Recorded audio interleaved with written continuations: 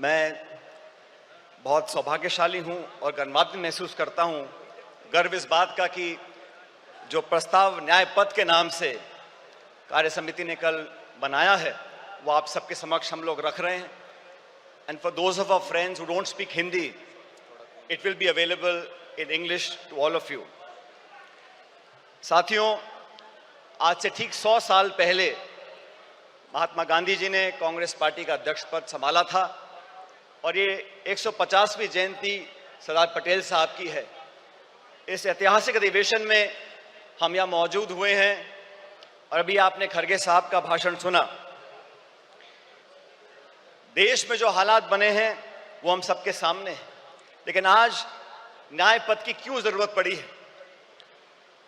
देश में जो सरकार काम कर रही है, पिछले 10 सालों में महंगाई, बेरोजगारी, आर्थिक असमानता, ध्रुवीकरण और क्रूरता की सारी हदें पार कर चुकी है और भारतीय राष्ट्रीय कांग्रेस अब नफरत, नकारात्मकता और निराशा के इस वातावरण को बदलकर न्याय और संघर्ष के रास्ते पर चलने के लिए प्रतिबद्ध है। कांग्रेस की रगों में कुर्बानी और राष्ट्रवाद भरा हुआ है, लेकिन कांग्रेस के लिए राष्ट्रवाद क्या है?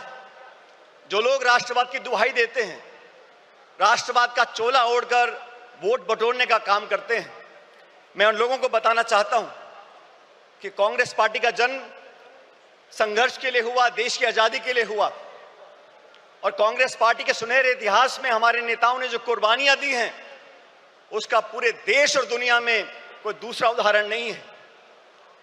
कांग्रेस पार्टी के नेताओं ने देश को अखंड रखने के लिए, चाहे इंदिरा गांधी जी हो, चाहे राजीव गांधी जी हो, चाहे सरदार बेअंत सिंह हो, उन्होंने अपने प्राण न्यौछावर किए, छातियों पे गोलियां खाई इस देश की अखंडता और समृद्धता को एक रखने के लिए। ये कांग्रेस का राष्ट्रवाद है। कांग्रेस का राष्ट्रवाद भारत को जोड़ने का है, भाजपा का राष्ट्रवाद समाज को तोड़ने का है। कांग्रेस का राष्ट्रवाद भारत की अनेकता को एकता में मिलाने का है और भाजपा का राष्ट्रवाद अनेकता को खत्म करने का है। सत्ता को हथियाने के लिए और बरकरार रखने के लिए धर्म, जाति, क्षेत्रवाद, भाषा, पहनावा और खान पान पर लोगों को बांटने के लिए जो राष्ट्रवाद की दुहाई देते हैं, उनको आईना दिखाने का अब समय आ चुका है। वो लोग जो कांग्रेस मुक्त बनाने की बात करते हैं, मैं याद दिलाना चाहता हूं आपको, राजीव गांधी जी प्रधानमंत्री बने थे तो कांग्रेस के पास 400 से ज्यादा सांसद थे। हमने कभी नहीं सुना राजीव जी को बोलते हुए कि विपक्ष मुक्त देश बनाना चाहते हैं या भाजपा मुक्त देश बनाना चाहते हैं, लेकिन घमंड की ये परिकाष्ठा हो गई है कि कांग्रेस मुक्त बनाना चाहते हैं। मैं उन सब विरोधी ताकतों को बताना चाहता हूं कि कांग्रेस की जड़ें देश में तो बहुत मजबूत हैं ही, लेकिन गुजरात में भी बहुत मजबूत हैं और 400 पार का नारा देने वालों को पिछले लोकसभा चुनाव में जनता ने आईना दिखा दिया और बैसाखियों पर लाके खड़ा कर दिया सरकार चलाने के लिए। प्रजातंत्र की पहरी है और संविधान की रक्षक है कांग्रेस पार्टी। 1950 में जब संविधान लागू हुआ था, उससे पहले बाबा साहब अम्बेडकर ने खुद 25 नवंबर 1939 को संविधान सभा में कहा था कि कांग्रेस के बिना संविधान बनाना असंभव था। पिछले 75 सालों में कई सरकारें देश में आई, कांग्रेस की और गैर कांग्रेस की, लेकिन हर सरकार ने मूलतः संवैधानिक संस्थाओं को पोषित करने का काम किया, संवैधानिक संस्थाओं को संरक्षण देने का काम किया। लेकिन दुर्भाग्य से पिछले 10 साल से जो सरकार दिल्ली में बैठी है, उन्होंने जानबूझकर नीतिगत तरीके से सभी संवैधानिक संस्थाओं को जानबूझकर खोखला करने का काम किया है, उनकी पारदर्शिता को समाप्त करने का काम किया है। और ये आज की बात नहीं है। फरवरी 2000 में भाजपा की सरकार ने संविधान की समीक्षा के लिए एक आयोग बनाया और साजिशपूर्ण तरीके से खिलवाड़ करने की कोशिश करी, लेकिन राष्ट्रव्यापी विरोध किया कांग्रेस ने, पूरे देश के लोगों ने उनको अपने हाथ पीछे खींचने पड़े।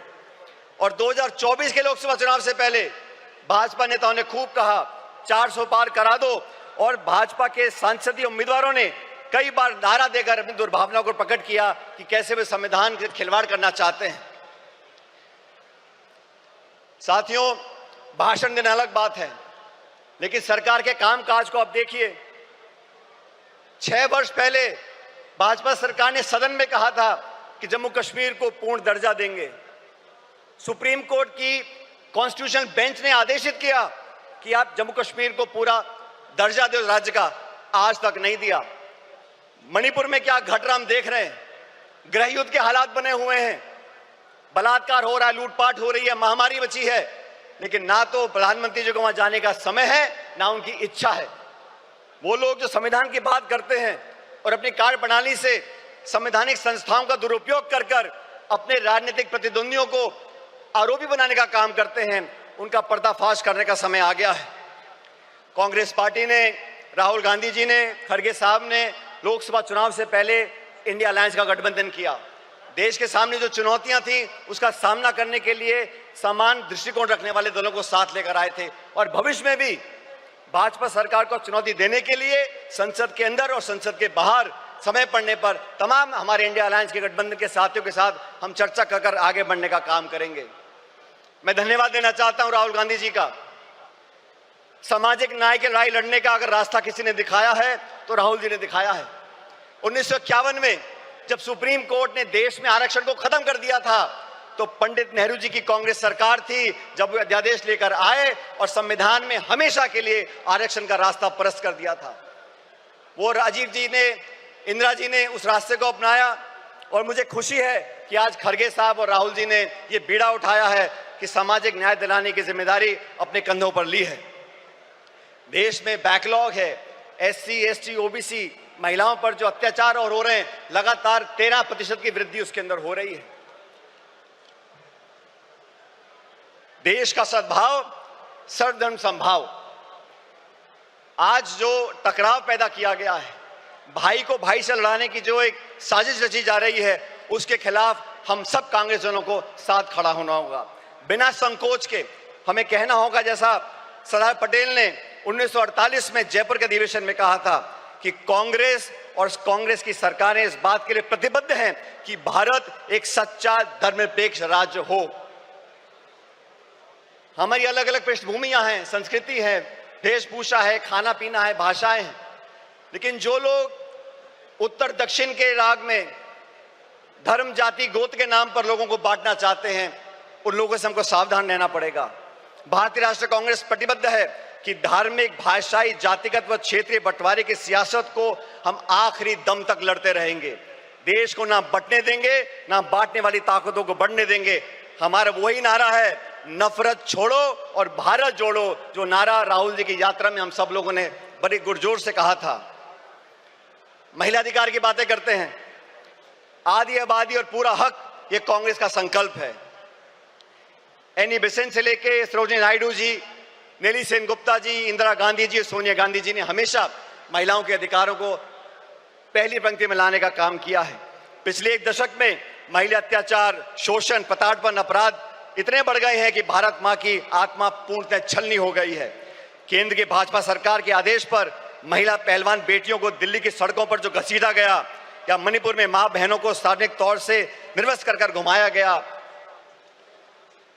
हाथरस से लेकर उन्नाव तक भारत मां के सीने पर ऐसे हजारों घाव हैं।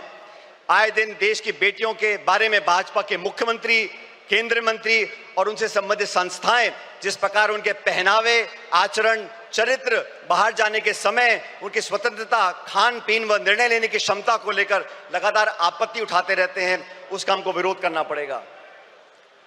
ये वो सरकार है जो किसानों का विरोध करती है।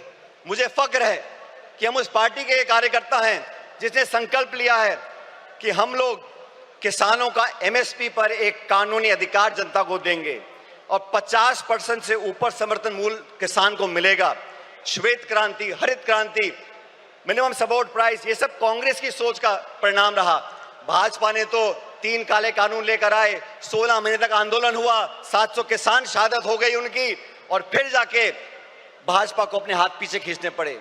आप सबको याद होगा साथियों, जमीन अधिग्रहण को लेकर राहुल गांधी जी ने भट्टा परसौल में एक आंदोलन किया था, तब कानून बना लैंड एक्विजिशन एक्ट का।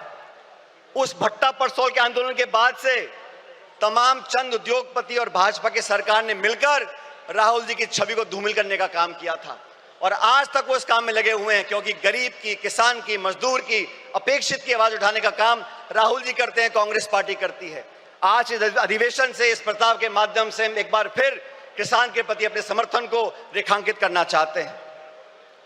अर्थव्यवस्था की हम बात करें 2 मिनट के लिए, मनमोहन सिंह जी की सरकार में 10 साल में 27 करोड़ लोगों को गरीबी रेखा से उठाया गया, 8% की जीडीपी ग्रोथ हुई। आज के जो हालात हैं, और कृपया करके गौर से सुनिए, इस देश के जो 1% सबसे अमीर लोग हैं, उनके पास देश की 40% संपत्ति है। 1% अमीर लोगों के पास 40% संपत्ति है, और जो निचले 50% लोग हैं, उनके पास मात्र 6.5% संपत्ति इस देश की है। हम लोग आज अधिवेशन मौजूद हैं, ये संकल्प लेके यहां से जाना पड़ेगा। कर्नाटका में हम लोगों ने संकल्प लिया कि 2025 संगठन का वर्ष होगा। साथियों, मैं चाहता हूं इस अधिवेशन की महक पूरे देश के हर गांव, हर ढाणी, हर कस्बे तक पहुंचे। जिस इच्छा शक्ति के साथ हम संघर्ष कर रहे हैं, जिस मजबूती से राहुल गांधी जी, मोदी जी और पूरी सरकार को चुनौती दे रहे हैं, उनके साथ कंधे से कंधा मिलाकर हम लोगों को राजनीतिक विजय प्राप्त करनी पड़ेगी। और राजनीतिक विजय प्राप्त करने के लिए संगठन को मजबूत करना बहुत जरूरी है। न्याय का संकल्प, संघर्ष का पथ। आज साथियों, हम एकजुट हो जाएं, पूरी दृढ़ इच्छा शक्ति के साथ न्याय का संकल्प करें, संघर्ष के पथ पर आगे बढ़ें। और आज इस बेहद कठिन दौर से हम गुजर रहे हैं, लेकिन हम सभी साथी कार्यकर्ता मजबूती से कांग्रेस की अपनी असीम संगठनात्मक क्षमता, दक्षता, कार्यकुशलता के आधार पर अधिक से अधिक विस्तार करें, और भारतवासियों के लिए न्याय के संघर्ष का संकल्प सरकार हम साकार करेंगे। ये संघर्ष रंग लाएगा और विजय दिलाएगा। मैं अंत में दिनकर साहब की कुछ पंक्तियों को परिभाषित कर आपके बीच रखना चाहता हूं। चले संघर्ष आठों याम तुमसे, चले संघर्ष आठों याम तुमसे, करेंगे अंत तक संग्राम तुमसे। हमारे न्याय की संकल्पना साकार होगी, कांग्रेस की फिर जय जयकार होगी। बहुत बहुत धन्यवाद। जय हिंद।